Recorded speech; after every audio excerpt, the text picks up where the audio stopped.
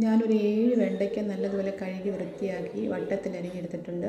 അപ്പോൾ 2 പച്ചമുളക്, ഒരു തണ്ട് കറിവേപ്പില, ഇത് നമ്മുടെ താളിപ്പിന് ആവശ്യമായിട്ടുള്ള വറ്റൽമുളക്, ചെറിയ ഉള്ളി, പിന്നെ നമുക്ക് വേണ്ട 1 കപ്പ് തൈര്. ഇത്രയാണ് നമ്മൾ തൈര് കിച്ചടിക്ക് എടുത്തിട്ടുള്ളത്, വെണ്ടയ്ക്ക തൈര് കിച്ചടിക്ക് എടുത്തിട്ടുള്ളത്. അപ്പോൾ നമ്മളൊരു ചട്ടി ഇളക്കത്തേക്ക് വെച്ചിട്ട് അതിലേക്ക് നമ്മൾ അരിഞ്ഞ് വെച്ച വെണ്ടയ്ക്കയും പച്ചമുളകും ഇട്ട് നന്നായിട്ടൊന്ന് ഫ്രൈ ചെയ്തെടുക്കണം. നമ്മൾ ഈ വെണ്ടയ്ക്ക മെഴുക്ക് വെക്കുന്നത് പോലെ ആ പരുവത്തിലൊന്നും എടുക്കരുത്, തോന്നിരിക്കരുത്. ഇത് നന്നായിട്ടൊന്ന് ഫ്രൈ ആവാം, എങ്കിലും ആ കിച്ചടിക്ക് ആ ടേസ്റ്റ് കിട്ടത്തുള്ളൂ. ഇനി നമുക്ക് കരിച്ച് കളയുകയും ചെയ്യരുത് കേട്ടോ. നമ്മുടെ വീട്ടിലൊക്കെ ആരെങ്കിലും ഒന്ന് വന്നാൽ പെട്ടെന്ന് നമുക്ക് തയ്യാറാക്കി കൊടുക്കാൻ പറ്റുന്ന ഒരു കിച്ചടിയാണ് ഇത്, വെണ്ടയ്ക്ക കിച്ചടി.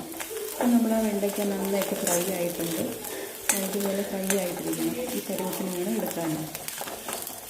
നമ്മൾ ഈ ചട്ടിയിലേക്ക് 1 സ്പൂൺ വെളിച്ചെണ്ണ ഒഴിച്ച് കൊടുത്തിട്ട് നമ്മൾ കടുക് വറുത്തെടുക്കണം. നമ്മൾ കിച്ചടിക്കുള്ള താളിപ്പാണിത്. അപ്പോൾ ഈ താളിപ്പിനകത്തേക്ക് നമ്മൾ ഒരു 1/2 സ്പൂൺ മഞ്ഞൾപ്പൊടിയും കൂടെ ചേർത്ത് കൊടുക്കണം. അപ്പോൾ ഈ മഞ്ഞൾപ്പൊടി ചേർത്ത് കൊടുക്കുന്നത് എന്തിനാണെന്ന് വെച്ചാൽ നമ്മുടെ കറിക്ക് ഒരു ടേസ്റ്റ് വരും, ഒരു ഫ്ലേവറിന് വേണ്ടിയിട്ടാണ് ഈ മഞ്ഞൾപ്പൊടി ചേർത്ത് കൊടുക്കുന്നത്. അപ്പോൾ ഇതെല്ലാം കൂടെ നമ്മുടെ തൈരിനകത്തേക്ക് ഞാൻ ഈ ഫ്രൈ ചെയ്ത വെണ്ടയ്ക്ക് ആവശ്യത്തിനുള്ള ഉപ്പ് ഇട്ട് കൊടുത്തിട്ടുണ്ട്.